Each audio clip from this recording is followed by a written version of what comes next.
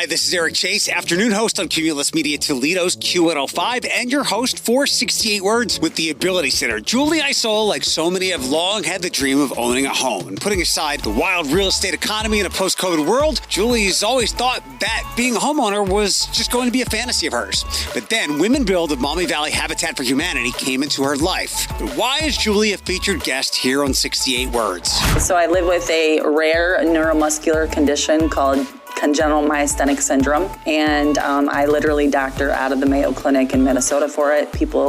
Doctors around here don't really know much about it. I'm probably one of 550 patients in the United States right now that have been diagnosed with it. It's very rare, so not much is known about the illness. It just leaves me with a weaker body. People, places, and spaces doing disability differently, sharing first-hand experience in our podcast. Inspired by the 68 words that sparked the disability rights movement, learn where it started and what's next. Hi, my name is Stuart James, and I'm the Executive Director here at the Ability Center, and welcome to 68 Words. Julie, Mark, welcome to 68 Words. Thanks for taking some time to be here. Julie, I absolutely love your glasses. Thank you. I get it every time I go anywhere. Do you have a lot of different, are you a frame swapper, or do you just roll with those? I'm not. Okay. I found these on LensSmart online. They're $7 frames, and I put my script in them, and everybody loves them. Perfect. Yeah, perfect, Yes, perfect. thank you. Mark, your glasses are okay too. Okay, I appreciate that. You're overseeing construction. It's not about fashion, it's about function when you're out there, right? Exactly. Julie's story was in the Blade on August 13th. I'm sure you've printed out many copies, and it's now the screensaver of your phone. I recognize. Is black your color? Black is my color. That's yeah. what I thought. Yeah, I absolutely. saw you getting out, and I was like, that's the lady from the Blade. We're here to talk about your story, but first and foremost, let's talk generally about Habitat for Humanity. I'm fairly certain most people have heard the phrase, know what it is. They know that good things are associated with it. They see pictures of people building things. Mark, what's Habitat for Humanity? So Habitat for Humanity, we're all about helping people have safe, decent, affordable places to live. So we have some construction programs in which we build new houses. We have repair programs which we replace roofs and do rehabs. So whatever we can do to help people have safe, decent, affordable housing here in Lucas County, that's what Maumee Valley Habitat for Humanity is all about. I'm sure this has become, maybe you've been overwhelmed in the last couple of years as we've recognized we've got a lot of people and many of them don't have a place to live. What's business been like, or outreach been like the last couple of years? Our programs are very busy. We've got about 130 families we're trying to serve this year. And unfortunately, the need is greater. We've got waiting lists for all of our programs. And if we had more resources, we'd be able to help more people, but we'd help as many people as we can. How do you get those resources? Can people donate? I know obviously you'll take the people hours to help out in the building. Yeah, so there's lots of different ways you can help us out. One is we have a restore in which we take used household items, couches, appliances, things like that. We have a pickup program where we'll come to your house for free if it doesn't fit into your car. And we sell those in our store, which is open to the general public Tuesday through Saturday. And the proceeds from the sales of those donated items are one way we fund our program.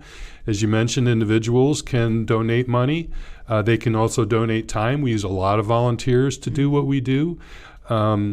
And then we get also a lot of money through grants and great corporate sponsors. Owens Corning is our largest corporate sponsor, but we have others. We have Cleveland Cliffs, Toledo Refinery, Thermatru.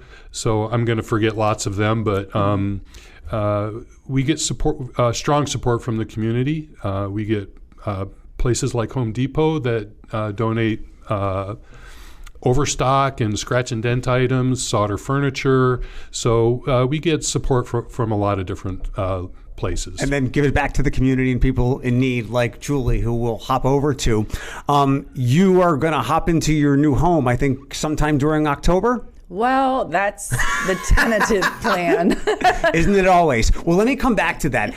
You got a home from Habitat for Humanity, and we're going to talk about why you're here on 68 Words, where we focus on disability and accessibility. First, before we talk about why you are in the wheelchair, can you tell me about Women Build? Because it's something that I didn't know about that was a part of Habitat for Humanity, and it certainly caught your eyes, and it's going to be the end of your journey, tentatively speaking. Yes. So I didn't know about Women's Build until I hit the home ownership program, and it was laid on me that I am going to be the Women's Build of 2023. So basically, women are building my home, and I think that's a very empowering thing to be a part of. So I'm excited about that. How'd you come across it? So honestly, I have a friend about 10 years ago that had a Habitat home built for her in Wood County, and I was in the market of getting a home, and in 2021 I kind of just researched Habitat and looked at their home ownership program and found that I was able to be a participant of that program, and then it just went from there. If I read the Blade article right, you thought that owning a home would be a pipe dream? 100%, yeah. Walk me through that from your youngest days of wanting to be a homeowner to maybe renting a lot, not being able to afford. I mean, it's been hellish the last couple of years. You said 2021. I had a friend who got caught up in that, and she had to get out because of the way the market was. So tell me about your wish to own a home. Yeah, so it's always been, I think for anybody, it's their wish to have their own home. And living with the disability that I have, I've been on a lot of different programs, which I'm thankful for. HUD housing being one of those programs in order to be able to afford my rent. I live on a fixed income, and so I didn't know if home ownership would really actually work for me financially, but through the Habitat program, I'm able to make that happen. A quick aside here, you mentioned the HUD program. What's it like navigating through the system to get the assistance for someone like you or in your position really needs and wants? I've been in the system for quite a few years now, and it has a lot of red tape. Yeah, I bet. That you have to kind of follow by, and I'm not here to talk anything bad or negative about the system because it has helped me. But being able to be a part of the homeownership program and actually be a homeowner now and have my own is very empowering, and also it allows me to be more independent. Were you just renting an apartment or something like that before? I am. I'm renting an apartment that is managed by Preferred Properties. So, and it's a 2-bedroom unit. So, and I'm happy to be there, but I am even happier to be in my own home soon. You know, when the toilet stops working, you got to work on it your own now, right? There's no landlord to call. I know, and it's a good thing that I have Habitat because I've gained a lot of friends and family, so I'm not too concerned about stuff like that. Yeah. Good. You say everybody wanted to own a home. I was always terrified of it because shoveling and lawn mowing and I like to say that my place in the home is in the kitchen or sleeping in my bed. Right. And like you, and we'll talk about all the friends that you've made. Thankfully, I have some very handy friends who can tell me that, no, you just need to jiggle the thing a little harder in the toilet. Right. What was it like when you got the call, like we have here in our notes, and you got the yes, and that Women Build are going to give you that home that you had you thought was a pipe dream? Oh, it was surreal, actually. First, when I got the phone call from Emily that I was up and it was time to come in and fill out the application, I, of course, was seriously very nervous. Am I going to financially fit the criteria at this moment, but I did. And that was a flood of tears that came over me because that was the most scariest part, because if I didn't fit financially, I was probably not gonna be able to make it happen then, but at the end of the day, becoming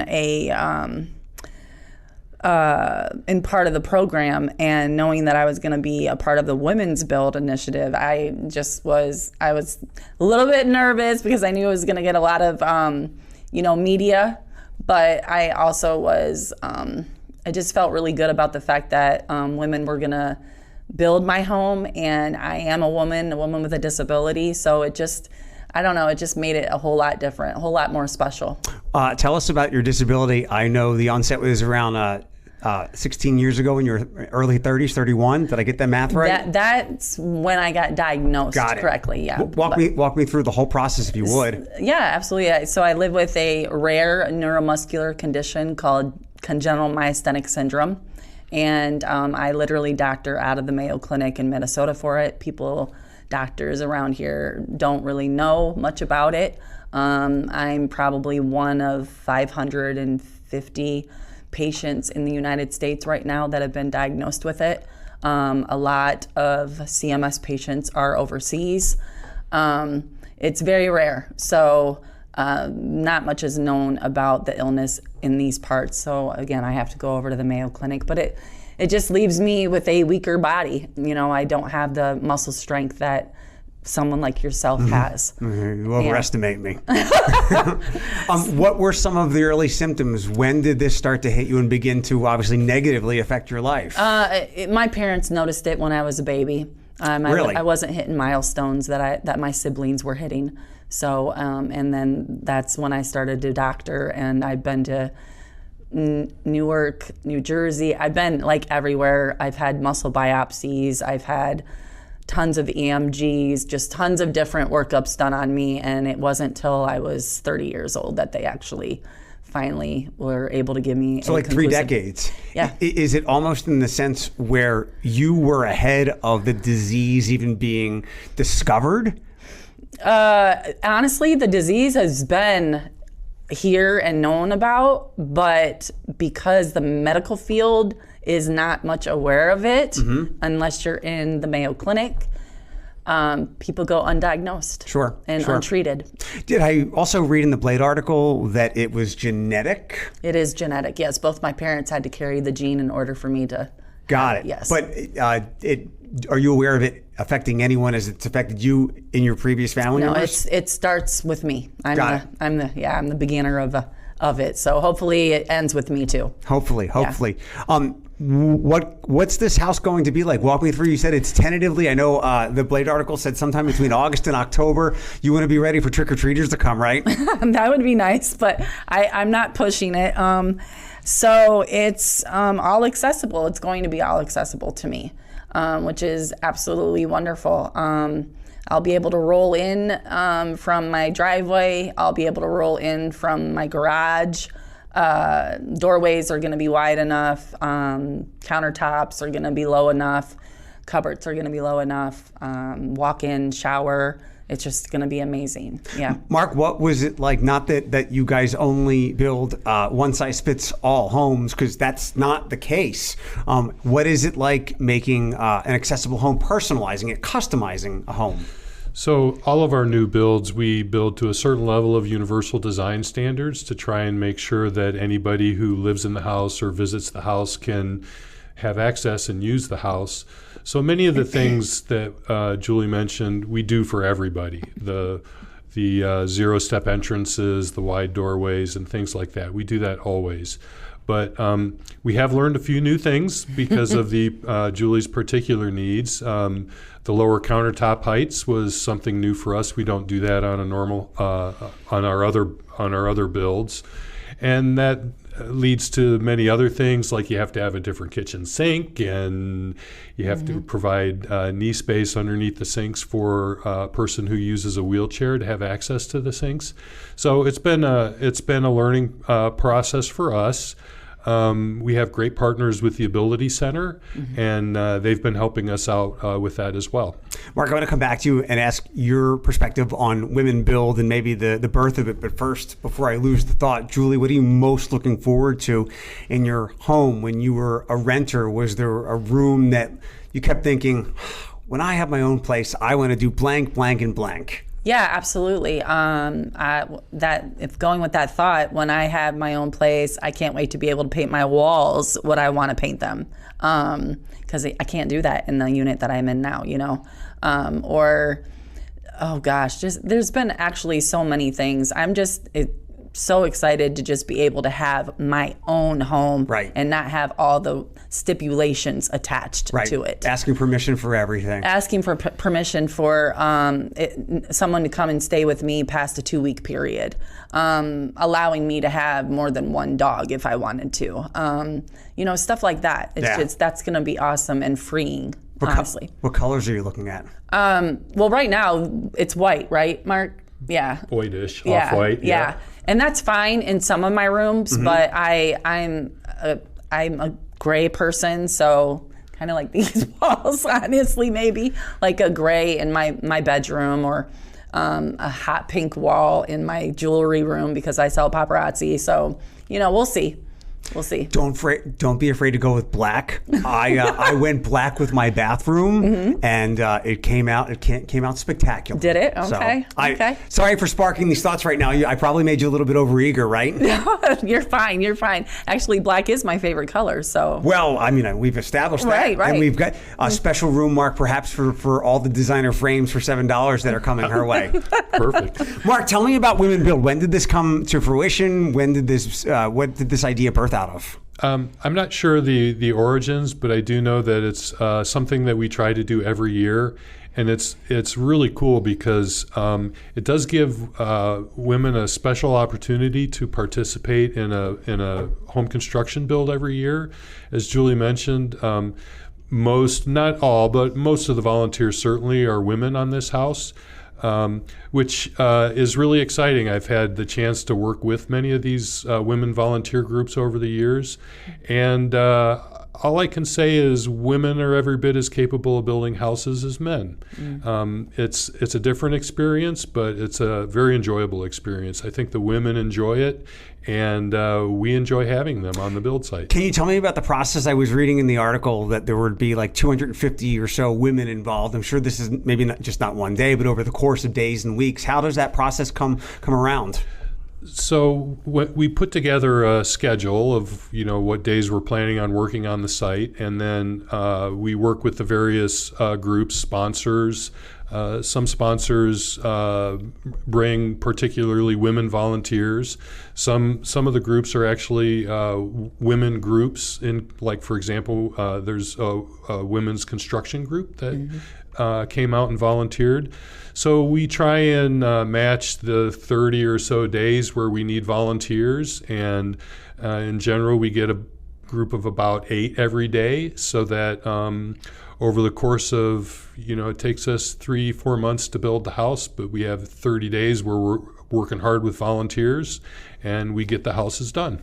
People can just reach out to Habitat in some way, shape, or form to get their group or as an individual involved in something like this? Yeah, absolutely.